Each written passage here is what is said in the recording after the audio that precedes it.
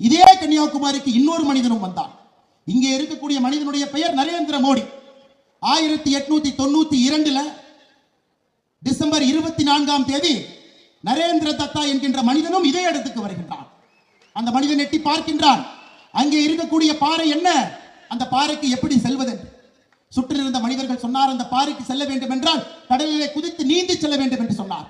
நரேந்திர தத்தா என்கின்ற மனிதன் கடலிலே குதித்து பாறையை நோக்கி நீந்தி சென்று டிசம்பர் 24, டிசம்பர் 25, டிசம்பர் 26, 1892 அந்த பாறையின் மீது அமர்ந்து கடு தவம் செய்து தான் யார், தன்னுடைய நாடு எப்படிப்பட்ட நாடு, தன்னுடைய மதம் எப்படிப்பட்ட மதம் என்பதை உணர்ந்தார். அந்த நரேந்திர தத்தா சுவாமி விவேகானந்தாக மாறினார். நரேந்திர மோடி விஸ்வகுரு நரேந்திர மோடியாக மாறி மக்களுடைய வளர்ச்சிக்காக, இந்திய நாட்டினுடைய வளர்ச்சிக்காக அசைக்க முடியாத சக்தியாக இந்த நாட்டை மாற்ற வேண்டும் என்பதற்காக வந்திருக்கக்கூடிய